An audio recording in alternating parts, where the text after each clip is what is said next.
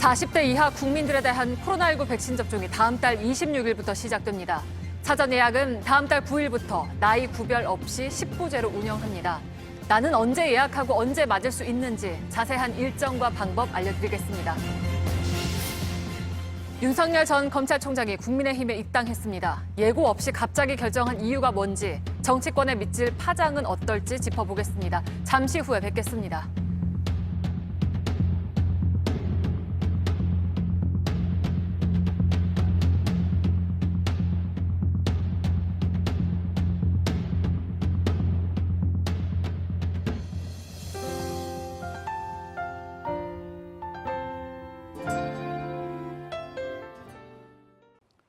올림픽에 출전한 선수는 코로나19 확진 판정을 받으면 경기 출전권이 박탈됩니다. 선수를 포함해서 감염된 올림픽 관계자가 220명까지 늘었습니다.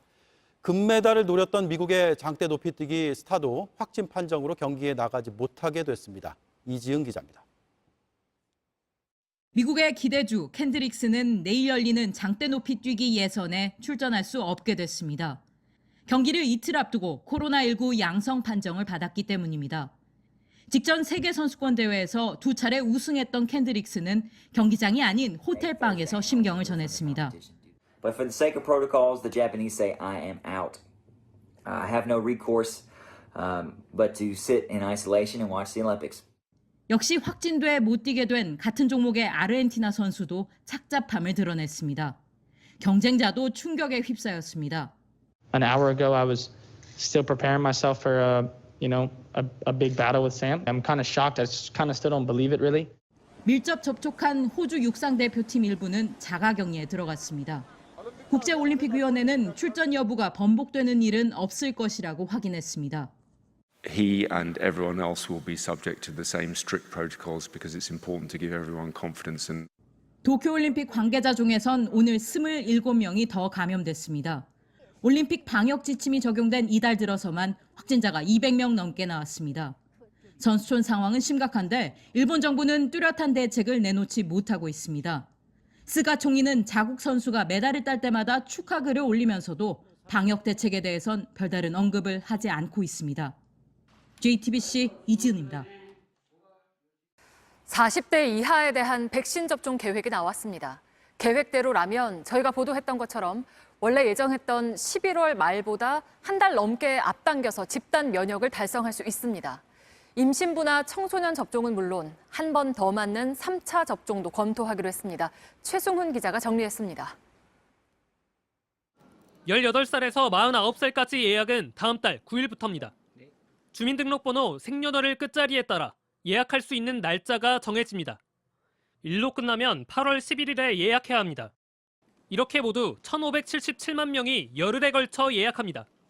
하루 약 150만 명쯤 됩니다. 순서에 상관없이 원하는 날짜와 장소를 공평히 선택할 수 있게 하루에 예약할 수 있는 인원을 제한했습니다. 첫날에 예약한 사람들이 특정 날짜나 시간대를 이제 모두 선점하지 않도록 하기 위해서 각 날짜별로 의료기관별로 예약 가능한 인원을 10분의 1씩 사전에 할당해 놓고 10부제 예약 날짜를 놓쳐도 19일부터 추가 예약할 수 있습니다. 접종은 8월 26일부터 9월 30일까지입니다. 위탁 의료기관이나 예방접종센터에서 화이자 또는 모더나 백신을 맞습니다. 지자체의 세 번째 자율접종도 시작합니다. 대중교통, 택배 노동자, 환경미화원 등 필수 업무 종사자와 학원 강사, 음식점, 노래 연습장 종사자 등입니다. 3일부터 6일까지 지역별로 예약합니다. 17일부터 9월 11일까지 접종합니다. 장애인, 국제항해 종사자, 거리 노숙인에 대한 접종과 아스트라제네카 2차 접종도 시작합니다. 이뿐만이 아닙니다. 고위험군부터 추가 접종하는 것을 검토하고 있기 때문에 그러한 임신부, 청소년, 미접종자 그리고 추가 접종까지가 아마 4분기의 접종 계획에 반영될 예정에 있습니다. 대부분 화이자, 모더나 백신이라 4주 안에 2차 접종까지 끝납니다. 계획대로 접종이 이루어지면 10월 중순에는 집단 면역 수준에 이를 걸로 보입니다. 애초 계획보다 한 달 이상 빠른 겁니다. 다만 백신을 더 빨리 들여왔다면 더 당길 수도 있었습니다. JTBC 최승훈입니다.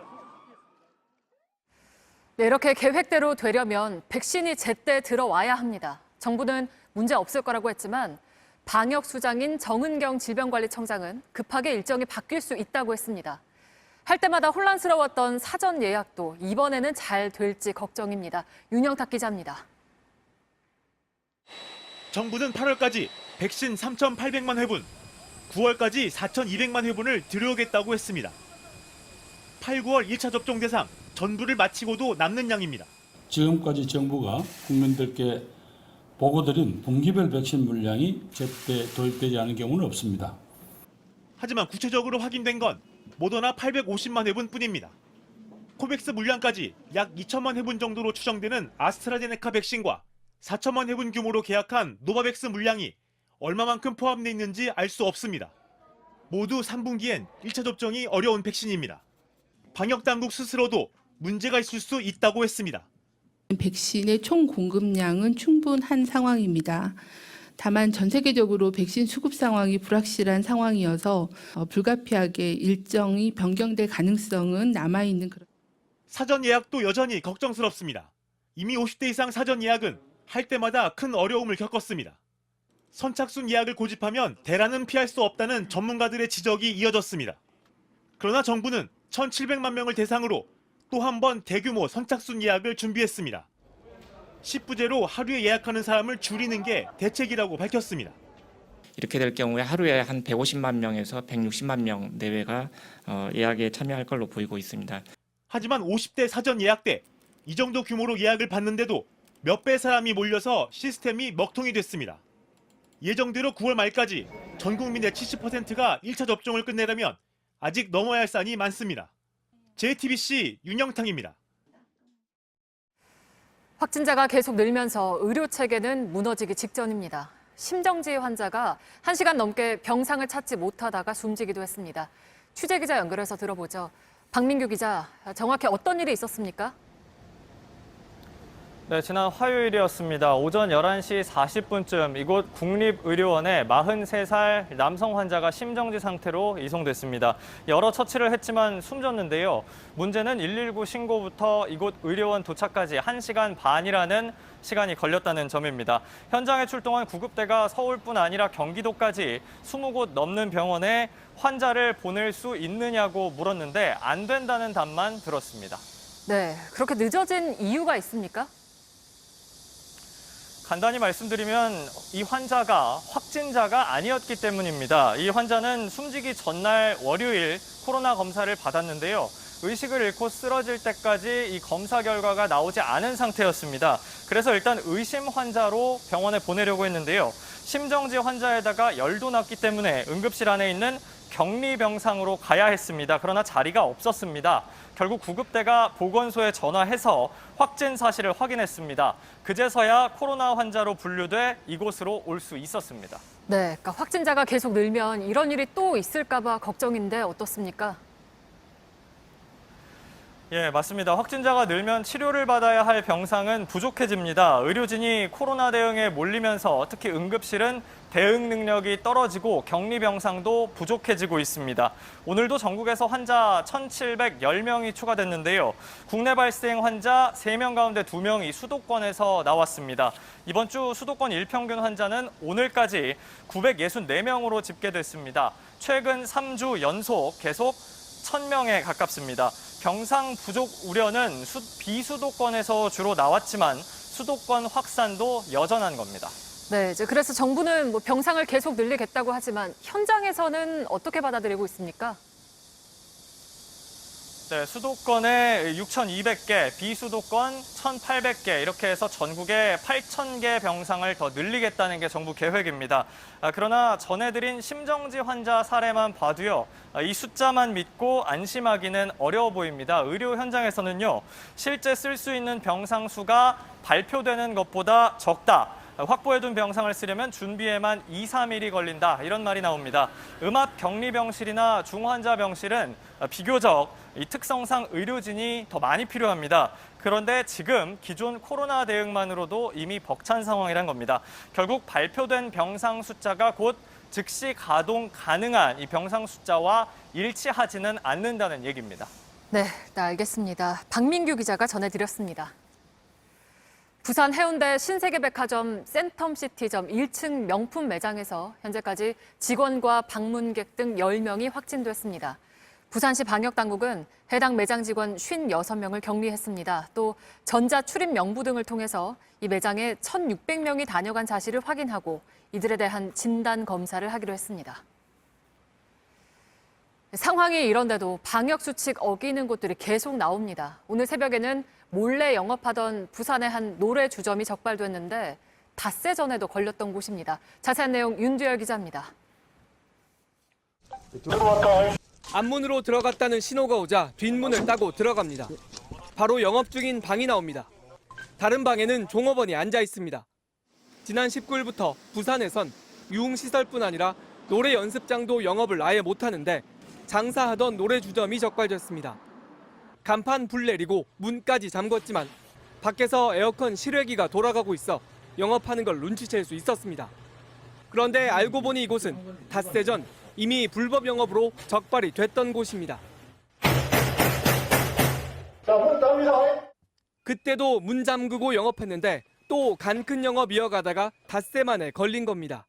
벌금만 내면은 또 영업을 해가지고 그에 대한 영업 이익으로 또 하면 되니까. 과태료를 물어도 불법 영업으로 장사를 하는 게 더 나은 겁니다. 지난 7일부터는 업주뿐 아니라 손님까지 형사처벌하는 걸로 바뀌었지만 불법 영업은 계속 적발되고 있습니다. 집합금지 명령을 어긴 걸로는 벌금이 300만 원까지만 내려지고 영업 정지 등의 처분을 할 수 없기 때문입니다. JTBC 윤두열입니다. 한 청소년 캠프에서 집단 감염이 나왔습니다. 여성가족부가 지원하는 행사였습니다. 4차 유행 와중에 캠프를 열었고 코로나 검사 음성 확인서를 받았지만 캠프에 들어가기 일주일 전에 받은 검사 결과였습니다. 성화성 기자입니다. 지난 24일 충북 괴산군의 한 연수원에서 인터넷 스마트폰 치유 캠프가 열렸습니다.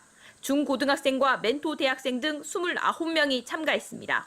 11박 12일 동안 함께 먹고 자는 일정이었습니다. 그런데 캠프 참가자 8명과 가족 등 모두 9명이 감염됐습니다. 캠프는 충북 청소년 종합진흥원이 주최했습니다. 여성가족부에서 예산도 받았습니다. 주최 측은 입소 전에 모든 참가자로부터 PCR 검사 확인서를 받았지만 허점이 있었습니다. 그냥 음성이다. 그리고 지금 열이 없고 아무 증상도 없다. 그래서 이제 들어가고. 최초 확진자인 대학생 A씨는 입소 일주일 전인 17일자 확인서를 냈습니다. 검사를 받고 입소하기 전 일주일 사이에 확진자와 접촉한 걸로 추정됩니다. 대부분 PCR 검사 확인서는 3일 이내 받은 것이어야 합니다. 명확하게 언제 거까지 유효하다 이런 것들을 보지 못했던 것 같아요. 전날 걸 했으면 이런 일이 없었을 것 같은. 여가부는 27일부터 거리두기가 3단계로 높아졌지만 방역수칙 위반은 없었다고 설명했습니다. 행사의 경우 2단계에서는 100인, 3단계에서는 50인 이상 집합 금지인데 캠프는 별도의 지침이 없습니다. 하지만 하루에 1,000명 이상 확진자가 쏟아지는 시점에 캠프를 강행했다는 비판은 피하기 어렵습니다. JTBC 성화선입니다. 윤석열 전 검찰총장이 오늘 예고 없이 국민의힘에 입당했습니다. 당은 물론이고 캠프 관계자들도 모르고 있었습니다. 입당 시기나 방식을 놓고 논란이 끊이지 않자 정리를 한 셈인데 중도로 외연을 넓히는데 한계로 작용할 수도 있다는 분석이 나옵니다. 최승기 기자입니다. 저는 오늘 국민의힘 당의 당원으로서 입당을 하기 위하여 당사를 찾았습니다. 윤석열 전 검찰총장의 국민의힘 입당 가능성은 불과 3시간 전에야 알려졌습니다. 그나마도 처음엔 그냥 당사를 방문한다는 사실만 공지됐습니다. 어제까지 캠프 관계자들도 윤 전 총장이 결심을 굳힌 걸 몰랐던 걸로 전해졌습니다. 이러다 보니 국민의힘 이준석 대표도 지방 일정으로 당사를 비운 상태였습니다. 윤 전 총장은 깜짝 입당이 혼선을 없애기 위한 것이라고 설명했습니다. 제가 정권 교체와 이런 정치 활동을 해 나가는데 그 입장을 분명하게 하지 않음으로써 좀 많은 이 혼선과 노를 끼치는 게 아닌가. 결심한 지는 얼마 안 됩니다. 그러면서 1차 경선부터 공정하게 치르겠다는 입장도 밝혔습니다. 뒤늦게 이 소식을 들은 이 대표는 긍정적으로 평가했습니다. 심지어는 버스가 출발하기 한 달 전에 먼저 앉아 계시겠다는 의지를 밝히셨기 때문에 저는 그것의 의미가 상당하다. 당내 다른 대선 주자들도 환영한다는 입장을 밝혔습니다. 다만 윤 전 총장의 조기 입당 카드가 어떤 결과로 이어질지는 불투명합니다. 당장 국민의힘에 빨리 입당하면서 중도로의 외연 확장에 한계를 안게 됐다는 분석이 나옵니다. 또 친윤석열계 의원들의 처신이 편해지긴 했지만 이들과 어떻게 연대하면서 당내 입지를 다져갈지는 윤 전 총장이 풀어야 할 숙제입니다. 치열한 경선 국면에서 가족 관련 검증도 돌파해야 할 관문이 될 걸로 보입니다. JTBC 최승기입니다. 지난주 강원도 원주에서 큰 집회를 열었던 민주노총이 일주일 만에 다시 집회를 열었습니다. 경찰이 버스로 벽을 세우고 울타리를 쳐 조합원이 모이지 못하게 막았습니다. 충돌은 없었지만 주민들의 걱정은 여전했습니다. 박병영 기자입니다. 민주노총의 집회는 예정대로 이루어졌습니다. 집회 참석자 수는 80명 남짓이었습니다. 큰 규모는 아니었지만 1인 시위만 허가한 원주시의 결정을 따르지 않은 집회입니다. 경찰은 경찰버스로 차벽을 세우고 주변 도로엔 울타리를 설치해 집회가 더 커지는 걸 막았습니다. 집회 과정에선 해산하라는 경찰의 안내 방송이 이어졌습니다. 지금 즉시 집회를 종료하고 해산하여 주시기 바랍니다. 지난주 집회 때처럼 일부 충돌이 빚어지진 않았습니다. 경찰의 통제로 모이지 못한 조합원들은 전국 곳곳에서 1인 시위를 벌였습니다. 민주노총은 국민건강보험공단의 비정규직 문제를 반드시 해결해야 한다는 입장입니다. 비정규직 노동자 철폐를 위해서 하는 거기 때문에 우리의 투쟁은 정당하다 이렇게 생각하고 있습니다. 하지만 일부 주민들의 생각은 다릅니다. 혁신도시 상인에서 장사를 못하고 문을 닫은 상태가 됐어요. 그러다 보니까 그 피해는 누가 보상을 해주는 것도 아니고. 경찰은 이번 집회 관련자들도 감염병 예방법 위반 등의 혐의로 수사를 진행할 계획입니다. JTBC 박병현입니다. 2달 전 50대 여성이 대형견에 물려 숨진 사건의 수사가 난항을 겪고 있습니다. 경찰은 인근 개농장 주인을 견주로 보고 구속영장을 신청했는데 법원은 살인견의 DNA가 묻은 목줄이 없다며 영장을 기각했습니다. 박태인 기자입니다. 사고견 견주 맞으세요? 남양주 유기견 살인 사건의 견주로 지목된 A씨가 지난 26일 구속영장 심사를 마치고 법원을 빠져나옵니다. 경찰은 2달간 추적해 사고 장소 옆에서 개농장을 운영하고 있던 A씨를 견주로 지목했습니다. 그리고 과실치사와 증거인멸 혐의를 적용했습니다. 하지만 결과는 피의사실 소명 부족, 구속영장이 기각됐습니다. JTBC 취재 결과 법원은 A씨의 농장에서 사고견의 DNA가 묻은 목줄이 나오지 않았다며 A씨를 견주로 볼 직접 증거가 부족하다고 했습니다. 수사에 제동이 걸린 겁니다. A씨도 혐의를 적극 부인하면서 수사가 난항에 빠졌습니다. 경찰은 법원의 판단을 납득하기 어렵다는 입장입니다. A씨가 사고견의 목줄을 미리 없앴을 가능성이 있는 걸로 의심하고 있습니다. 특히 지난해 지인으로부터 넘겨받은 유기견이 이번 사고견과 매우 유사하다는 영상 분석 자료와 확률상 그렇게 똑같은 생긴 개에 똑같은 코의 돌기에 뒤에 패턴을 가지고 있는 개가 똑같이 나올 확률은 굉장히 적죠. 사고견과 A씨의 친밀도가 높다는 과학수사 결과도 있다고 밝혔습니다. 여기에 경찰은 A씨가 사고 뒤 유기견을 넘겨준 지인에게 개 사체를 태워 없앴다고 하라는 허위 진술을 요구하고 유기견을 넘겨받은 장면이 담긴 차량의 블랙박스도 없애려 하는 등 증거인멸 정황도 있다고 주장했습니다. 경찰은 A씨를 추가로 조사하고 구속영장을 재신청할지 여부를 검토 중입니다. JTBC 박태인입니다. 오늘 한 시민단체가 박형준 부산시장을 검찰에 고발했습니다. 박 시장이 후보 시절 요즈마 그룹과 함께 1조 2천억 원 규모의 펀드를 조성해 창업하는 회사를 지원하겠다고 약속을 했는데 이게 허위 과장 공약이라면서 공직선거법을 위반했다는 주장입니다. 정종문 기자입니다. 시민단체 사법정의 바로 세우기 시민행동은 서울중앙지검에 접수한 고발장을 통해 박형준 시장이 부산시장 보궐선거 기간에 요즈마 그룹과 관련해 발언한 내용이 사실과 다르다고 주장했습니다. 요즈마 펀드의 실체에 대해 의문을 제기하였지만 이에 아랑곳하지 않고 지속적으로 요즈마 펀드 관련 공약을 유권자들에게 내세워 당선되었습니다. 또 다른 시민단체가 요즈마 펀드와 관련한 정보 공개 청구를 했지만 부산시는 문서가 없다는 회신을 했다고도 말했습니다. 그러면서 부산 시민단체와 시의회를 중심으로 요즈마 펀드와 관련한 공약의 실현 가능성에 강한 비판이 제기되고 있다고 했습니다. 또 이스라엘 국부펀드인 요즈마 펀드는 1998년 민영화를 거쳐 2013년에 모두 청산됐다며 지금의 요즈마 그룹이 제대로 창업 플랫폼 역할을 할 수 있을지에 대해 의문을 표했습니다. 이 시민단체는 이런 점들에 근거해 박 시장의 공약이 공직선거법 중 허위사실 유포에 해당한다며 고발장을 제출했습니다. 쉽게 사실이 아님을 발견할 수 있음에도 불구하고 이를 고의적으로 무시하고 당선될 목적으로 허위의 사실을 무리하게 유권자들에게 공표하였습니다. 이에 대해 부산시 측은 고발장의 내용을 확인한 이후에 대응하겠다고 밝혔습니다. JTBC 정종문입니다.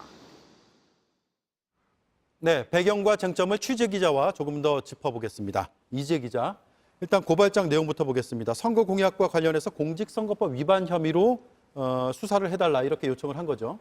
네, 그렇습니다. 앞서 리포트에서 나오지 않은 내용도 있는데요. 당시에 박형준 시장은 요즈마 그룹이 1년에 4조 원을 운용하는 펀드라고 말했던 적이 있는데 이 부분은 사실관계가 좀 달랐습니다. 1년이 아니라 누적된 금액이었습니다. 네. 이에 대해서 문제 제기가 이뤄지자 정정하기도 했었는데요. 다만 이런 점들을 검찰이 어떻게 판단할지 고발 혐의대로 공약에 대해서 허위사실 유포를 적용할지는 법률에 따라 좀 더 지켜봐야 할 것 같습니다. 네, 고발이 들어왔으니까 검찰이 법리 검토를 할 거고요. 또 사실관계를 확인할 것 같은데 어떤 게 쟁점이 될 것 같습니까? 네, 우선 수사기관은 선거법 위반 사안인지를 볼 것 같습니다. 네. 시민단체가 의심하는 혐의를 비롯해서 법률에 위반되는 부분이 있는지를 검토할 걸로 보여지고요. 이 과정에서 사실관계를 확인해야 하는 만큼 박 시장이 MOU를 맺은 이스라엘의 요즈마 그룹이 어떤 회사인지를 확인할 걸로 보입니다. 부산시가 추진하는 대형 정책 사업을 수행할 만한 능력이 있는지 따져봐야 되기 때문입니다. 요즈마 펀드는 90년대에 이스라엘 정부가 만들었던 펀드인데요. 당시 수많은 벤처기업들을 키워내는 성과를 거뒀습니다. 네. 이후에 1998년도 이후에는 민영화가 됐습니다. 요즈마 그룹 코리아는 그룹이 2013년에 모든 펀드를 청산하고 이른바 패밀리 펀드로 운영되고 있다고 밝혔습니다. 패밀리 펀드는 특정 가문의 자금을 운용하는 펀드로 투자한 내역을 공개할 의무가 없습니다. 이 때문에 부산시의회 등에서는 실적이 제대로 검증되지 않은 것이 아니냐는 의혹들을 꾸준히 제기를 해왔습니다. 네. 요즈마 그룹이 한국에 만든 게 요즈마 코리아죠. 부산시가 MOU를 맺은 건 요즈마 그룹이고요. 국내에서 활동하는 건 그런데 요즈마 그룹 코리아인 거죠? 네, 맞습니다. 당시 국내에서 벤처 붐이 일던 2013년에 우리나라에 요즈마 그룹의 연락사무소 형식으로 왔다는 게 요즈마 측의 설명입니다. 예. 요즈마 측에 따르면 처음엔 벤처 육성과 컨설팅 등에 집중하다가 컨설팅과 초기 투자를 함께 할 수 있는 이른바 엑셀러레이터 자격을 얻은 뒤에 2018년부터 본격적인 투자에 나섰다고 합니다. 이 때문에 투자 실적이 있지만 더 경험이 많은 벤처 캐피털이 많은데 굳이 부산시가 이곳과 MOU를 맺을 이유가 있었느냐 하는 이야기들이 역시 부산시의회 등을 통해서 제기됐었습니다. 네, 그래서 저희도 요즈마를 좀 더 검증하기 위해서 현장 취재를 했었고요. 사무실, 소재지 등에 대한 취재도 했었죠. 네, 요즈마 측에서는 취재진이 주소를 확인했던 요즈마 그룹 홈페이지가 펀드를 운용할 때 사용했던 과거 홈페이지로 네. 지금은 사용되지 않는 곳이었다고 밝혔습니다. 홈페이지에 있는 주소는 과거 주소이고 다른 곳으로 이사를 갔다고 밝혔는데요. 한 언론에서 이 이사 갔다는 사무실에 가서 인터뷰를 하기도 했습니다. 그러나 앞서 취재진은 요즈마 측이 사용하지 않는다고 한 그룹 홈페이지뿐만 아니라 최근 개편하기 전까지 사용했던 요즈마 그룹 코리아 홈페이지에 적힌 주소도 동일하다는 걸 확인하고 찾아간 바 있습니다. 또 요즈마에서 일했던 관계자의 증언, 요즈마 측이 보낸 이메일 등을 토대로 사무실 소재지에 대해 의문을 갖고 보도를 한 바 있습니다. 네, 취재 과정에서 일부 착오가 있었다고요? 네, 당시 현지 취재를 하는 과정에서 히브리어의 통번역과 관련해서 오역이 있었습니다.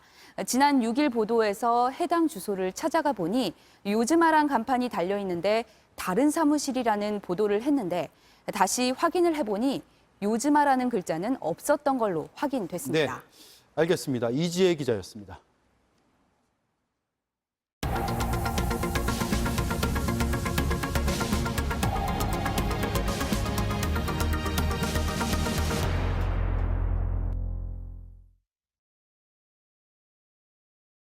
네, 일본 도쿄전력이 후쿠시마 원전에서 나온 오염수에 넙치 같은 해산물을 키우겠다는 계획을 밝혔습니다. 오염수가 안전하다는 걸 입증하겠다는 건데 일본 안에서도 비판이 나왔습니다. 윤서령 특파원입니다. 후쿠시마 제1원전이 방출하는 오염수에서 해양 생물을 키우겠다는 구상이 나왔습니다. 예를 들어 광어라고 불리는 바닷물고기, 넙치를 기르겠다는 겁니다. 도쿄전력은 순수한 후쿠시마 바닷물과 오염수를 희석한 바닷물에서 각각 해산물을 키우면서 양쪽을 비교해 보겠다고 했습니다. 오염수를 해양 방출할 때와 똑같은 환경을 만들어 직접 영향을 살펴보겠다는 겁니다. 넙치가 사는 모습은 인터넷으로도 생중계될 예정입니다. 넙치의 건강 상태와 체내 트리튬 농도, 알을 낳는 부화율 등도 함께 공개됩니다. ALPS処理水の処分にかかる理解の醸成、風評影響の抑制につなげていくということを目的としてございます。 오는 2023년 오염수 해양 방출을 앞두고 내년 7월쯤부터 실험을 시작할 계획입니다. 환경단체는 무식한 발상이라며 즉각 비판했습니다. 근본적 해결책과는 거리가 먼 노력이라고 지적했습니다. 문제는 어류가 아니라 바다입니다. 어류의 방사능 오염을 검수해서 안전성을 입증한다는 일본 정부의 주장은 국제기구에서도 인정받지 못한 접근이거든요. 희석한 오염수에 어류 실험을 한다는 것이 오염수의 위험성을 상당히 축소시키는 위험이 있다는 것입니다. 특히 최근 후쿠시마현 앞바다에서 방사성 물질이 검출된 사례와는 어종도, 방사성 물질의 종류도 다릅니다. 지난 2월과 4월 후쿠시마현에서 잡힌 우럭에선 각각 기준치보다 5배와 2.7배 많은 세슘이 검출됐습니다. 일본 네티즌들 사이에서도 넙치를 학대한다거나 넙치가 고질라가 되는 것 아니냐는 식의 비아냥이 쏟아졌습니다. 도쿄에서 JTBC 윤서령입니다. 모레 중국 인민해방군 창설 94주년을 앞두고 중국이 대만 앞바다에서 벌인 실전훈련 영상을 공개했습니다. 중국의 대만 침공 계획설까지 제기되어 온 상황에서 최근에는 미국이 가상 전쟁 게임에서 중국에 참패한 사실까지 알려지면서 미국과 중국 간 긴장이 더 높아지는 분위기입니다. 베이징에서 신경진 특파원입니다. 어두운 새벽에 미리 상륙한 선발부대가 드론을 동원해 정찰에 나섭니다. 섬 탈환 작전이 본격적으로 시작되자 상륙작전용 탱크가 포격하며 적을 무찌릅니다. 해안가 장애물을 폭파합니다. 화염방사기로 적 초소를 불태우면서 상륙훈련을 마무리합니다. 중국이 오는 1일 건군절을 앞두고 대만 앞바다에서 73 집단군이 실전훈련을 벌인 영상을 공개했습니다. 위협적 영상이 공개되자 대만 헌병대의 쾌속 대응 부대는 장갑차를 동원해 적의 참수작전에 대비하는 훈련을 시행했습니다. 미군도 외곽 지원에 나섰습니다. 미 해군 이지스 구축함인 벤폴드함이 대만 해협을 통과했습니다. 미 군함이 이처럼 대만 해협을 통과하는 시위를 벌인 건 바이든 행정부 출범 이후 벌써 7번째입니다. 이런 가운데 미군이 최근 시행한 대만 해협 가상 전쟁 게임에서 중국군에 참패했다는 보도도 나왔습니다. 존 하이튼 미 합참 차장은 과장 없이 비참하게 패배했다며 지난 20년간 미군을 연구해온 공세적인 가상 적군이 우리를 능가했다고 말했습니다. 미군은 앞으로 연합 폭격의 공격 지점을 숨기고 군수 능력을 혁신하는 등 대응에 나서겠다고 예고했습니다. 미국과 중국 외교 수뇌부가 최근 중국 텐진에서 만나 충돌을 방지할 가드레일을 논의하기도 했지만 대만 해협을 둘러싼 갈등은 갈수록 높아지고 있습니다. 베이징에서 JTBC 신경진입니다.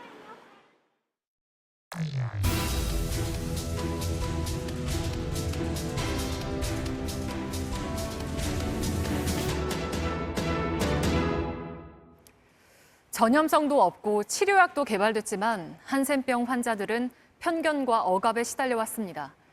군사 정권 시절 살던 데서 쫓아내고 한데 모여 살게 한 지가 반세기가 흘렀는데 그동안 방치되던 이런 한센일 마을들을 정부가 정비하겠다면서 그 첫 발을 뗐습니다. 밀착 카메라 조소희 기자가 주민들의 솔직한 이야기를 들어봤습니다. 경북 구미에서 군위로 넘어가는 68번 지방도로에서 산을 넘어 1km를 더 가야 나오는 의성군 도경마을입니다. 금이간벽 사이사이를 외래종인 가시박이 뒤덮었습니다. 1960년대에 지어진 축사는 1998년 IMF 때 문을 닫은 채 시간이 멈춰 있습니다. 이렇게 방치된 건물이 105채. 군청은 지난달부터 50채가량을 철거하기 시작했습니다. 또 너무 오래된 건축물이라서 철거할 때 안전성의 문제도 좀 있어요. 뒤로 올라가서 이제 인력으로 다 철거를 해내야 되는 상황인데 성면이 포함된 슬레이트 지붕을 걷어내고 철거해야 하는 탓에 비용만 8억 원에 달합니다. 왜 이렇게 방치된 걸까? 왜냐하면 우리 한센인들이 열등감이 많아요. 또 아들도 또 그렇고요.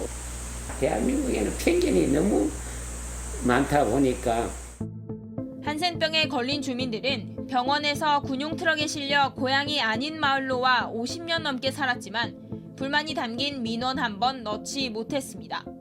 그때 우리한테는 자유가 없어요. 군사 정권이기 때문에 반대하면 소록도로 보내버리는 기라. 인근의 한센인 마을인 경해마을도 상황은 마찬가지입니다. 정비를 해야 되는데 뭐 정비해 줄 사람은 별로 없고 우리가 보고 막 넘어진다고 저절 댕기래. 정착 초기 종교재단의 재산 위에 지어진 무허가 건물이라 정비가 어려웠습니다. 지난해 JTBC가 실태를 보도한 경주 희망농원입니다. 양계장으로 운영됐던 곳입니다. 지난해 조류 독감 이후로 모두 문을 닫아 주민들의 생계도 막막한 상황입니다. 지난해엔 일부에서 닭을 키웠습니다. 하지만 해를 넘기고 농장 정비도 어려워 모두 문을 닫기로 결정했습니다. 이미 문을 닫은 돼지 농장을 포함한 건물만 452개 동, 철거 비용만 200억 원에 달합니다. 이곳을 정비할 예산은 아직 확보하지 못했습니다. 이렇다 보니 철거 이후 계획이나 철거하는 동안 머물 임시주택 등에 대한 의견도 모으지 못한 상태입니다.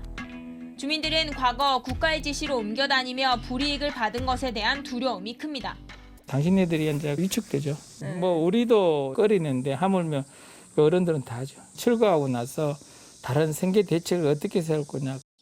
올해 권익위가 조사한 실태에 따르면 전국에 방치된 한센인 마을은 모두 82개. 평균 연령 75이 넘는 2,505명의 주민들이 이런 환경에서 지내고 있습니다. 40년 동안 정부의 개선을 요청을 했지만 사실상 그동안 이루어지지 않은 사안입니다. 주거환경 개선을 이루는 것을 지금 권익위에서 추진을 하고 있습니다.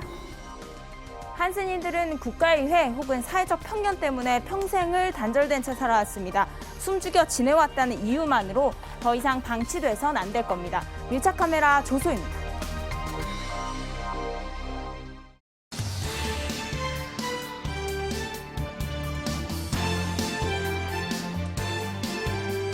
뉴스디의 숨은 이야기 백브리핑 시작합니다.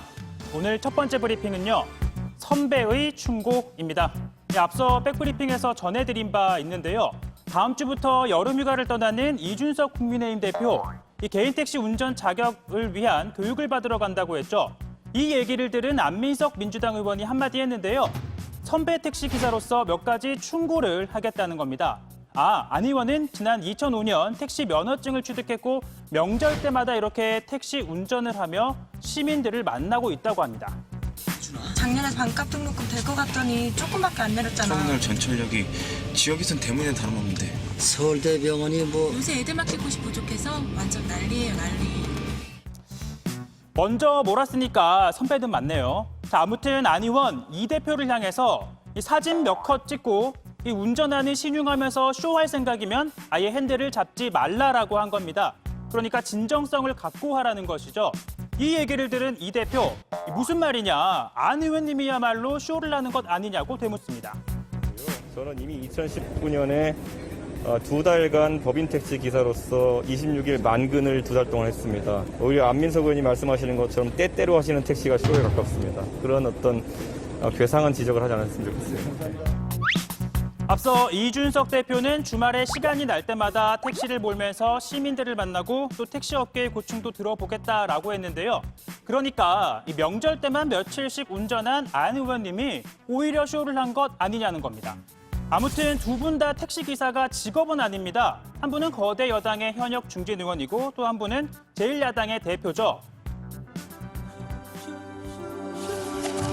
자, 그러니까 이 두 분의 택시 운전이 쇼인지 아닌지를 놓고 당사자들이 나는 아니고 쟤는 맞다라고 우겨도 이런 주장에 공감하는 서민들이 얼마나 될지는 잘 모르겠네요.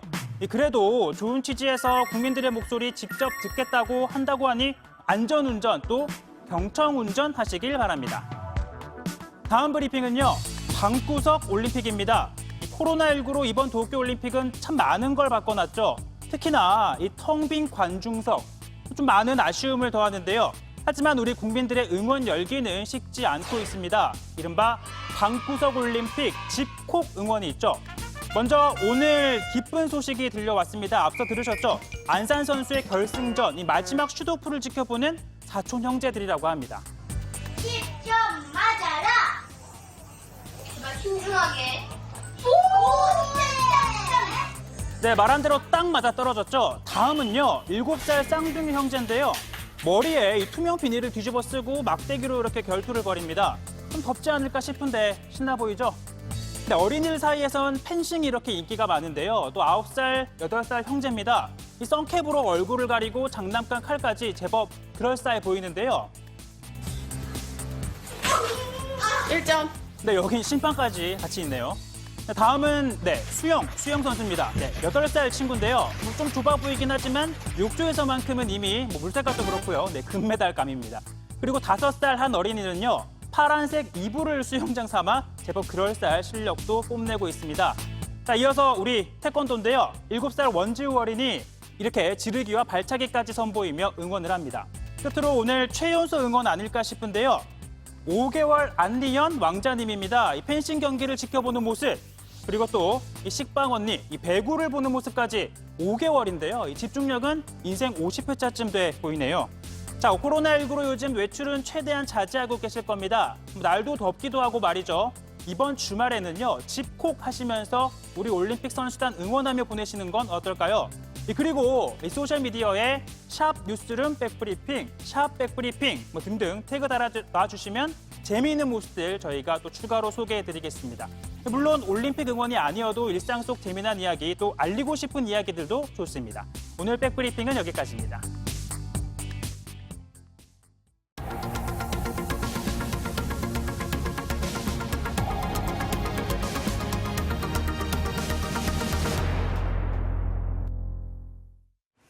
교통법규를 어긴 차량을 골라서 부딪히는 수법으로 수억 원대 합의금을 타는 사기단이 경찰에 붙잡혔습니다. 어떻게 사고를 내는지를 가르치는 주범의 목소리가 담긴 차량 블랙박스도 나왔습니다. 구석찬 기자입니다. 끼어드는 차량이 보이자 범행 방법을 교육합니다.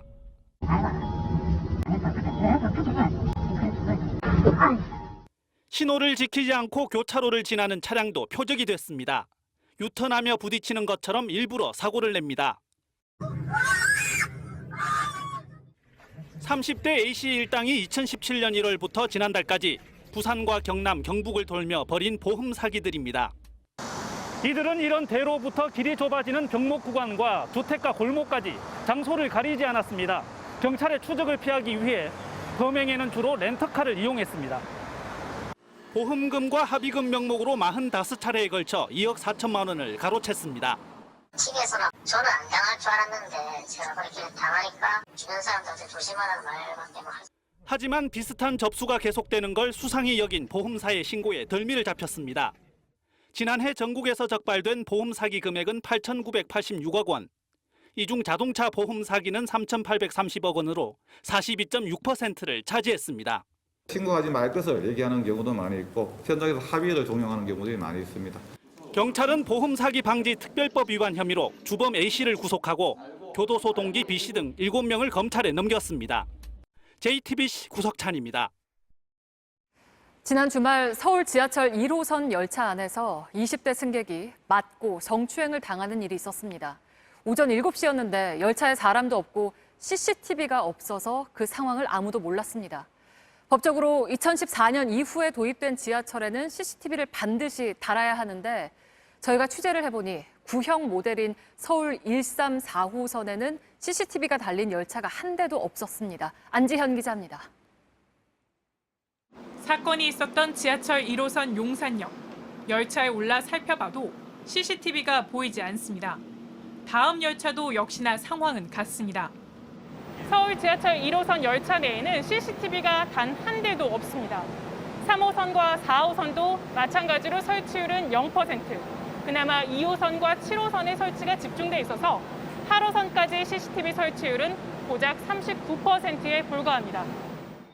지하철의 CCTV 설치를 의무화하는 법은 2014년부터 시행됐습니다. 하지만 소급 적용을 하지 않다 보니 이전에 도입된 열차엔 CCTV가 거의 없는 겁니다. 새로운 전동차를 도입하면서 거기에는 전부 다 CCTV가 달려 있어요. 부족한 여력이지만은 몇몇 지금 구형 전동차에도 달 수 있는 것은 좀 받아 최대한 달려고 하고.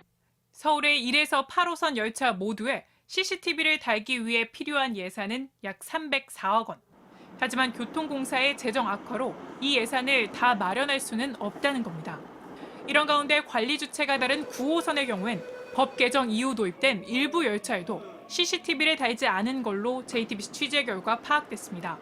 서울시 메트로 9호선 측은 이에 대해 2014년 이전에 개발된 기존 열차와 동일한 열차를 구입해 열차를 더 길게 늘렸기 때문이라고 해명했습니다. 그러니까 기존 모델을 계속 구매하다 보니 별도로 CCTV를 설치할 수 없었던 겁니다. 시민들은 불안해합니다. CCTV가 한 대도 없다는 거 알고 계셨나요?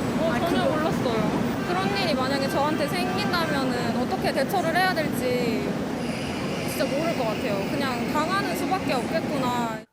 여당은 오늘 개선 의지를 밝혔습니다. 시민들의 안전과 직결된 사안인 만큼 최우선적인 예산 배정과 집행이 필요합니다.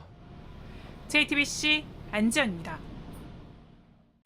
내일 새벽 서쪽을 시작으로 오후에는 동쪽 지역에 비가 올 거란 예보입니다. 예상 강수량은 충북과 강원 내륙, 경남에는 10에서 50mm, 수도권과 강원 영동 등에는 5에서 30mm입니다.